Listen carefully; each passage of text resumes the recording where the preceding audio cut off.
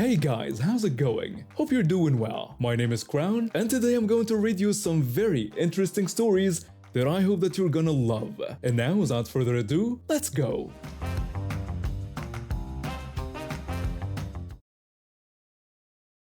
I work as a nurse at the county hospital about 20 minutes from home.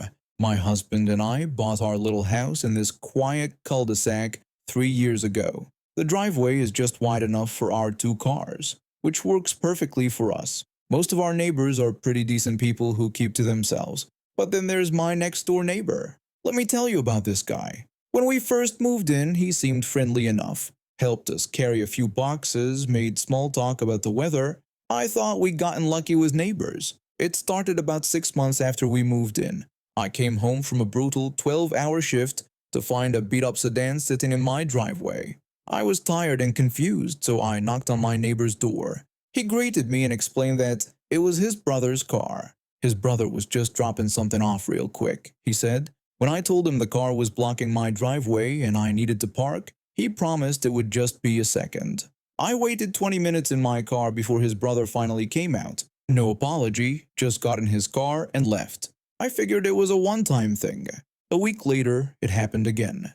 Different car this time, some friend of his. He apologized and said his buddy just needed to drop off some tools and would be right out. I asked if he could maybe have them park on the street next time. He agreed and said no problem. But it kept happening. Every few weeks, there'd be some random car in my driveway. His cousin picking up something, his co-worker dropping off whatever, his sister borrowing tools, always with that same half-smile and excuse that they'd be gone soon. The worst was about 2 months ago. I'd just finished a double shift, hadn't eaten in 12 hours, and was carrying 5 heavy bags of groceries from the store. I pulled into my street and saw a massive pickup truck dead center in my driveway. I had to park 3 houses down and carry all those groceries in the dark. I was fed up, so I walked over and knocked harder than usual. He told me it was his friend who was helping him move some furniture upstairs. I explained that I didn't care what he was doing, that I'd just worked 16 hours straight and had to park halfway down the street because of his friend. He told me not to be so dramatic and that it wasn't that far. I reminded him it was my driveway, not his or his friend's. He said he got it, but they were almost done, and his friend would move the truck in about 20 minutes. I was too tired to argue anymore, so I just walked away, but I was done being the nice neighbor. Last Friday night was the final straw. I just finished another brutal 12-hour shift in the emergency department. We'd had 3 car accidents come in, 2 heart attacks, and a kid who'd broken his arm falling off his bike. I was exhausted, starving, and had grabbed Chinese takeout on the way home because I was too tired to cook. I pulled into my street at almost midnight, ready to collapse into bed, and there it was.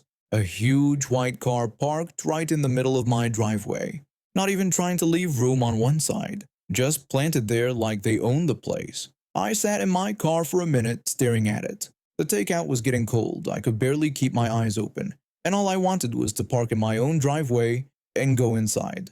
I knocked on my neighbor's door. No answer. I knocked again, louder. Still nothing. I could see lights on inside and hear people talking, so I knew they were home. Finally, I called his cell phone. He answered, and I told him his friend was blocking my driveway again and I needed them to move their car. He explained that it was his in-laws who had driven up from the city to visit and would only be there a couple hours. I said I didn't care who it was and needed to park in my own driveway. He suggested I just park on the street tonight because it wasn't a big deal. I told him it was a big deal to me. He said his in-laws were elderly and it was hard for them to walk far, so I should just park on the street this once. That was it. I was done. I checked the local laws after the pickup truck incident and I knew exactly what I could do. In our area, if someone blocks your private driveway, you have the right to have them towed immediately. No warnings required. I called the towing company I'd looked up weeks ago. They said they'd be there in 20 minutes. I sat in my car eating cold lo mein and watching through my windshield. The tow truck showed up right on schedule. The driver was professional and quick. He had that car hooked up and ready to go in under 10 minutes. I was finally able to pull into my own driveway. The relief was incredible. About an hour later, someone started pounding on my front door like the house was on fire. I looked through the peephole and saw my neighbor standing there. Behind him, I could see an older couple gesturing wildly. I opened the door. My neighbor demanded to know what was wrong with me and accused me of having his in-laws' car towed. I said yes, I had. He yelled that I didn't have to take it that far and could have just called him. I reminded him that I did call him, and he told me to park on the street because it wasn't a big deal. The older woman behind him started yelling, asking where their car was and how I could do this to them. I told them their car was at the impound lot on Maple Street and that they were open until 2 a.m. My neighbor called the whole thing insane and pointed out that his in-laws were in their 70s. I suggested that maybe they shouldn't park in someone else's driveway then. He protested that it was just for a few hours. I told him that he said it wasn't a big deal, so I treated it like it wasn't a big deal. The older man stepped forward and asked if I knew how much towing costs. I said about $300. I believed. He looked like he was about to have a heart attack. My neighbor threatened that I was going to pay for this and called it harassment. I told him this was me using my property rights and wished them a good night. I closed the door and locked it. They stood outside yelling for another 5 minutes before finally leaving. The next morning, I saw them all piling into my neighbor's car, probably headed to the impound lot. The older couple wouldn't even look at me when I waved from my front yard. My neighbor tried to give me the silent treatment for about a week, but I honestly didn't mind. The peace and quiet was nice. It's been 2 months since the towing incident, and my driveway has stayed completely clear. Not even for just a second. Funny how that works. My husband thought I might have been too harsh, but I reminded him about all those nights I had to park down the street after working doubles. He changed his tune pretty quickly.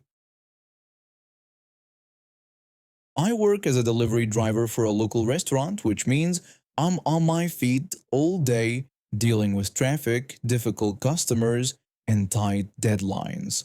My girlfriend is 3 months pregnant with our first child, and she's been having a rough time with morning sickness and weird cravings. She works part-time at a bookstore, but lately she's been calling in sick more often because of how terrible she feels. The pregnancy has been tough on both of us. We're young, barely scraping by financially, and living in a tiny one-bedroom apartment. She's been emotional and tired, and I've been trying my best to be supportive. She used to be pretty easygoing, but lately everything seems to set her off. I figured it was just the hormones, so I've been walking on eggshells trying not to upset her. For the past few weeks, she's been obsessed with smoothies from this place called Tropical Bliss that's about 15 minutes from our apartment. Every few days, she asks me to stop by and get her the same thing, a strawberry banana smoothie. She says it's one of the few things that doesn't make her nauseous. I've probably bought her that exact smoothie at least 10 times in the last month. So yesterday, I was driving home after a long shift when I decided to surprise her. I thought it would cheer her up since she'd been feeling down about gaining weight and being tired all the time. I pulled into Tropical Bliss and ordered her usual 1 medium strawberry banana smoothie with extra protein powder, just how she likes it. When I got home, she was lying on the couch watching some reality show. She looked exhausted, still in her pajamas even though it was almost 6 in the evening. I greeted her and told her I had brought her something. She asked what it was, so I explained that I had gotten her favorite smoothie, strawberry banana with extra protein. I handed her the cup with a smile, expecting her to light up like she usually does. Instead, she looked at it like I'd given her a cup of poison. She told me she didn't want it. I was confused and reminded her that it was her favorite and that she asks for it all the time. She said she didn't feel like bananas today and asked me to go get her a different flavor. I was puzzled because she'd never mentioned liking any other flavors. Every single time she wanted a smoothie, she specifically asked for strawberry banana. I asked her what flavor she wanted instead. She said she didn't know and just wanted something different. I explained that I needed to know what flavor to get her since the shop had about 20 different options. She told me to just get her what she likes. I pointed out that this was what she likes and that she'd ordered this same smoothie every time for weeks. She insisted I should get her the other one she likes. I was genuinely confused at this point. In all the times I'd gone to get smoothies, she'd never mentioned any other flavor. I asked what other one she meant, explaining that she'd never asked for anything else and that I didn't know what other flavor she wanted. She started getting upset, shifting around on the couch and raising her voice. She said I should know what she likes because I'm her boyfriend. I replied that I do know what she likes, strawberry banana, and that's why I got it for her. She insisted there was another one I should know about. I asked again what other one she meant and requested that she please just tell me what flavor she wanted. She got even more upset and said that if I don't know by now, then I don't pay attention to her at all. I was getting frustrated myself. I just worked a 10-hour shift, spent my own money on a smoothie I thought would make her happy, and now she was acting like I committed some crime. I told her I was trying to help and asked her to just tell me what flavor she wanted so I could go get it. She said she shouldn't have to tell me and that I should just know. I asked how I was supposed to know something she'd never told me, pointing out that every single time she wants a smoothie, she asks for strawberry banana, and that's the only flavor I'd ever heard her mention. That's when she started crying, not just tearing up, but full-on sobbing. She said I was pressuring her, and that all she wanted was a different smoothie, but I was making it into a huge fight. I tried to explain that I wasn't making it into a fight, and that I just needed to know what she wanted, so I could get it for her. She told me to stop asking because I was stressing her out. She got up from the couch, still crying, and locked herself in the bedroom. I stood there holding the smoothie, completely confused by what had just happened. I tried knocking on the door a few times to apologize, but she wouldn't respond. The rest of the evening was terrible. She came out for dinner, but barely spoke to me. When I tried to bring up the smoothie incident, she would just give me dirty looks and change the subject. Before bed, I attempted one more time to resolve things. I apologized for earlier and told her I really didn't know what other flavor she liked, but if she told me tomorrow, I'd go get it for her. She said to forget it and that I don't care enough to remember. I asked her to remember what, explaining that she'd never ordered anything else. She just said whatever and that she was going to sleep. She turned away from me and didn't say another word. This morning she got up early and left for work without saying goodbye. She's been giving me the silent treatment ever since. I'm sitting here thinking I must be losing my mind. I've tried to remember any time she mentioned liking a different smoothie flavor, but I'm coming up empty. I even called my buddy who works at Tropical Bliss to ask if she'd ever ordered anything different when I wasn't there, and he said no. Always strawberry banana. The worst part is that I genuinely wanted to make her happy. I spent money we don't really have to spare on something I thought would brighten her day. Instead, I apparently revealed myself to be an inattentive boyfriend who doesn't care about his pregnant girlfriend's preferences. I get that pregnancy hormones can make emotions run high, but I honestly don't understand what I did wrong here. I brought her exactly what she always asks for, and when she wanted something different, I was ready to go get it. All I needed was for her to tell me what she wanted. Now I'm afraid to bring home any smoothies at all because there's some secret flavor she loves that I'm supposed to magically know about. And she's treating me like I'm the worst boyfriend in the world for not being a mind reader. I love her and I want to support her through this pregnancy, but I can't read her thoughts. If she wants something specific, she needs to tell me what it is. That seems reasonable to me, but maybe I'm wrong. Maybe all boyfriends are supposed to know their girlfriend's smoothie preferences by telepathy. The woman next door moved in about 6 months ago with her young son, who looked to be around 7 or 8 years old. I'd seen them around but never really talked to them much. She seemed stressed most of the time, always rushing around, and I'd hear her yelling at the kid through the thin walls pretty regularly. I figured it was just normal parent frustration stuff. Single parenting is tough, but what I witnessed last Tuesday afternoon changed everything. I was taking a break from a challenging logo design project when I heard shouting from the backyard next door. At first, I ignored it because she yelled at her kid a lot, but something about the tone made me look up from my computer screen. What I saw through my window made my stomach drop. The little boy was on his hands and knees in their backyard with what looked like a dog collar around his neck, attached to a leash that the woman was holding. She was standing over him, screaming at him to bark like a dog. I quickly opened my back door and stepped onto my deck to get a better view. That's when I could hear exactly what was happening.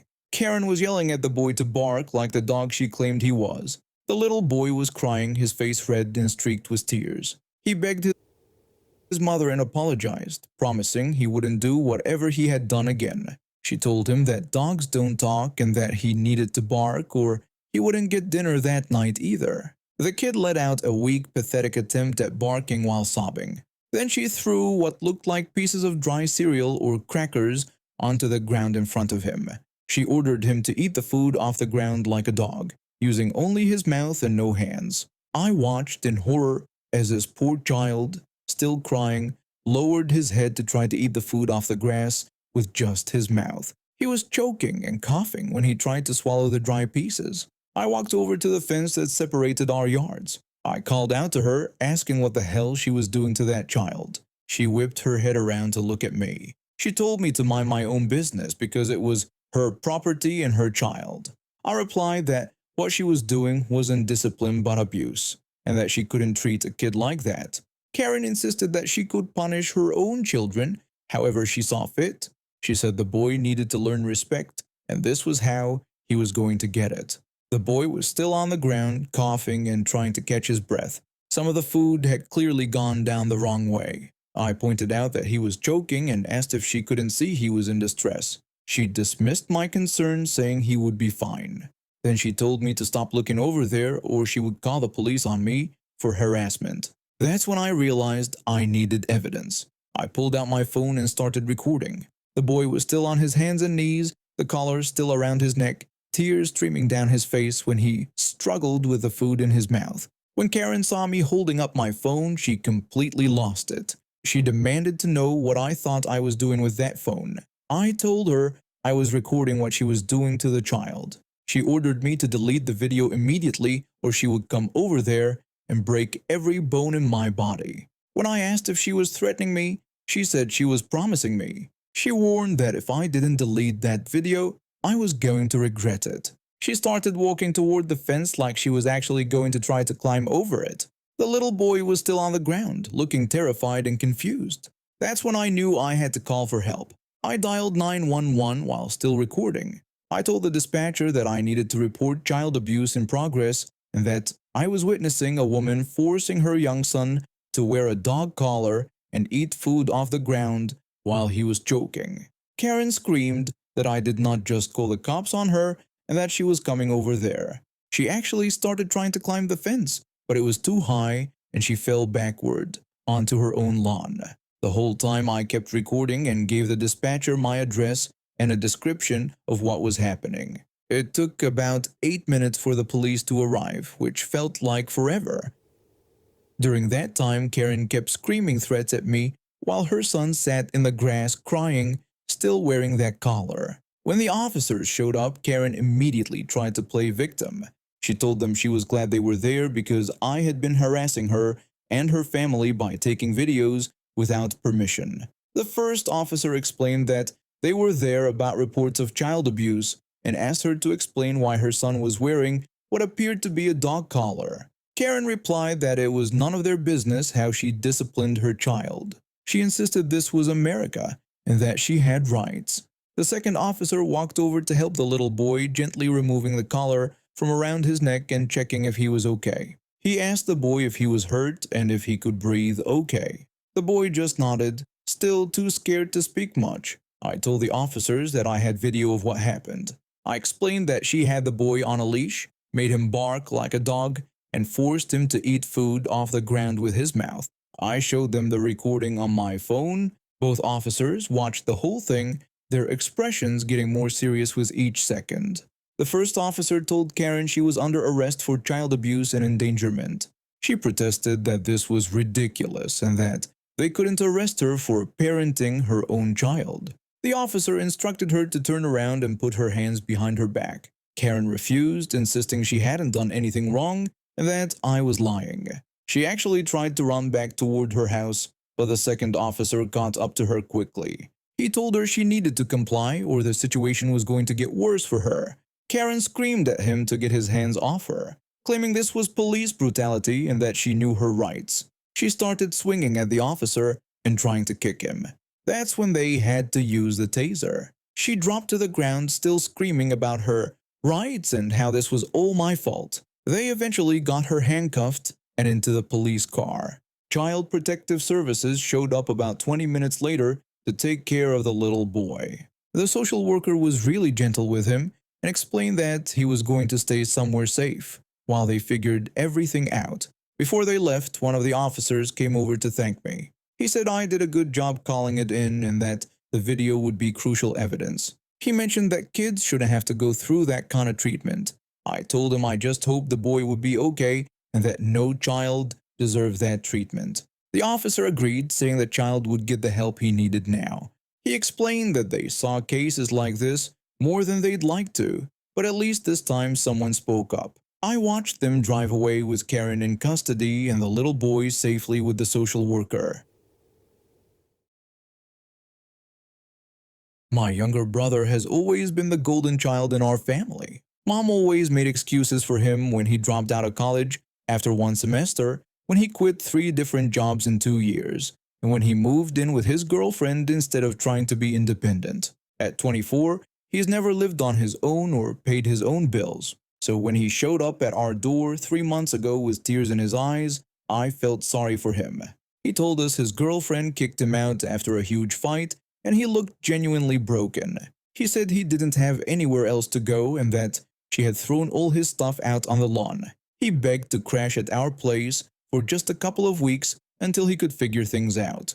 My husband and I exchanged looks. We had the spare room, and despite his track record, he was family. I told him of course he could stay in the guest room just until he got back on his feet. He promised it would only be temporary and said he just needed a little time to save up for a deposit and find a place. He seemed really grateful and said he appreciated our help. Those first few days he seemed genuinely thankful. He helped with dishes once or twice and even offered to cook dinner one night. But when the weeks turned into a month, then 2 months, his true colors started showing. He got a part-time job at a local game store, working maybe 25 hours a week. Instead of saving his paychecks, he'd come home with new video games, expensive takeout, and designer sneakers. Meanwhile, our grocery bill doubled. He'd eat entire boxes of cereal in 2 days, finish off leftovers we'd planned for lunch, and never replace anything. The breaking point came when I noticed our electric bill had gone up by $60. He was gaming until 3 in the morning every night with all the lights on, running the air conditioning in his room constantly, and leaving the television on all day even when he wasn't watching it. When I tried to bring up the topic of him contributing to household expenses, he'd always deflect. He'd remind me that he was family and ask if I would really charge my own brother rent. He'd say he was just trying to get back on his feet and make me feel guilty for even suggesting it. But he wasn't trying at all. He'd sleep until noon, play video games for hours, order food delivery instead of eating what we had in the house, and leave dishes piled in the sink for days. When my husband politely asked him to clean up after himself, things got ugly. My husband asked him nicely to wash his dishes when he was done eating because we were trying to keep the kitchen clean. My brother told him to chill and said he'd get to it later. When my husband pointed out it had been 3 days and the dishes were starting to smell, my brother got defensive. He said he was going through a tough time and didn't need my husband micromanaging him too. That night, my husband and I had a serious conversation about boundaries. He told me he loved my brother, but this wasn't working anymore. He said my brother was treating our house like a hotel where everything was free and there were no rules. I agreed and admitted I've been trying to be patient because he was family, but this had gone way too far.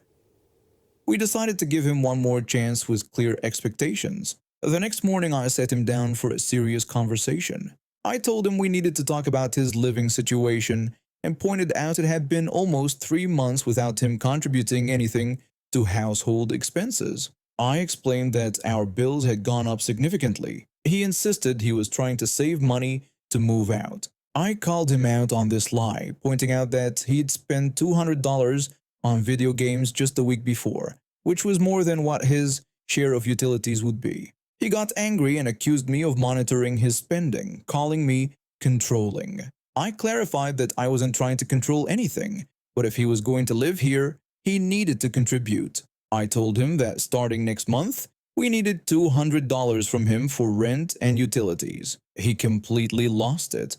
He started yelling and throwing his hands around like a toddler having a meltdown. He screamed that $200 was ridiculous and reminded me I was his sister. He said family doesn't charge family rent and called me greedy and heartless. I tried to explain that $200 was nothing compared to what he'd pay for his own place and that we were trying to help him, but we couldn't subsidize his entire life. He got even more nasty, saying he couldn't believe how selfish I was. He brought up that mom always said I was the responsible one, but he guessed that just meant I was tight with money. Then he walked off to his room. Within an hour, he had called our mother, and she was calling me. She demanded to know what this was about me charging my brother rent, insisting that he was family and going through a hard time. I tried to explain that he'd been there 3 months without paying anything, and that our bills had doubled. I told her he wasn't even trying to save money or find his own place. She dismissed my concerns,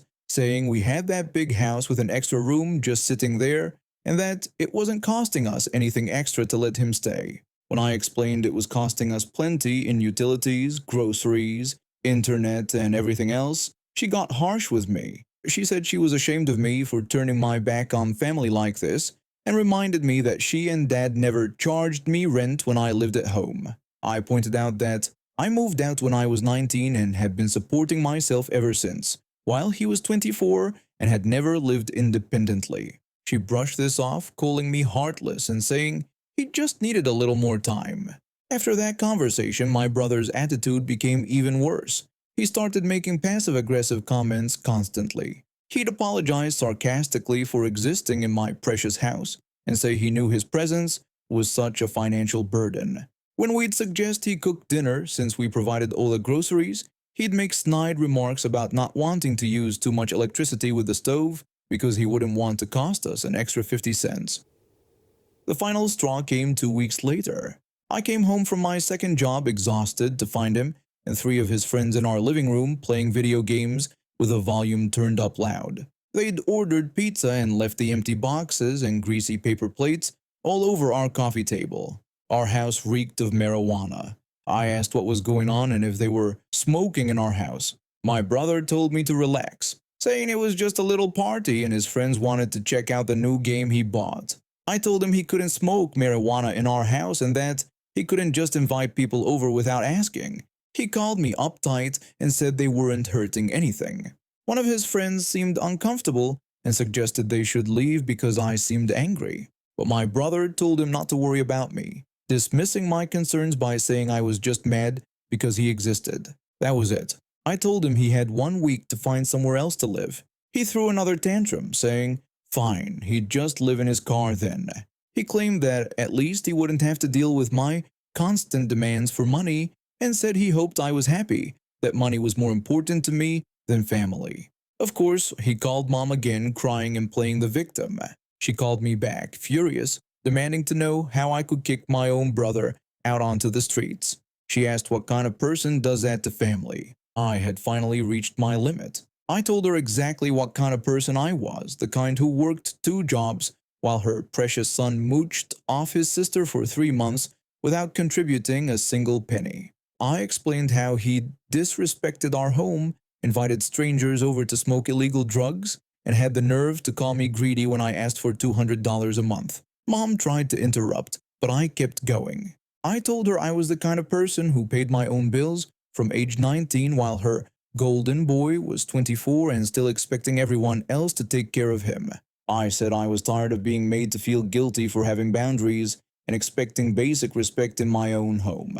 She went quiet for a moment, then tried a different approach. She offered to talk to him about being more respectful, but said kicking him out was too harsh. I told her she was welcome to let him move in with her if she felt so strongly about family helping family. Suddenly, she had excuses. Her house was too small, she was getting older and needed her space, and it would be too disruptive to her routine. The hypocrisy was unbelievable. She could lecture me about family obligations, but when it came to actually stepping up herself, there was always a reason why it wouldn't work. I told her that was exactly my point. It was easy to be generous with other people's money and space. I gave her an ultimatum, Either she could take him in, or she could stop calling me heartless for refusing to be taken advantage of any longer. The week deadline came and went. My brother spent most of it sulking and making dramatic comments about how his own sister was throwing him out on the street. He made no effort to look for another place or reach out to friends who might help. On the last day, he packed his stuff with great fanfare, sighing loudly. He loaded everything into his beat-up car and announced he was leaving. But here's where it gets good. About 2 hours after he left, I got a call from our cousin who lived across town. Apparently, my brother had shown up at his door with the same sob story about his heartless sister kicking him out. But our cousin wasn't buying it. Our cousin had talked to other family members and heard the real story. He told my brother he could crash on his couch for 3 days max, but he'd have to pay $50 towards groceries and utilities, do his own laundry, and help with household chores. My brother lasted exactly 1 day before calling mom to complain that our cousin was being unreasonable too. Within a week, he'd burned through 3 different relatives, each one setting boundaries that he refused to respect. Finally, with nowhere else to turn, he was forced to use the money he'd been spending on games and takeout to rent a tiny studio apartment in a sketchy part of town.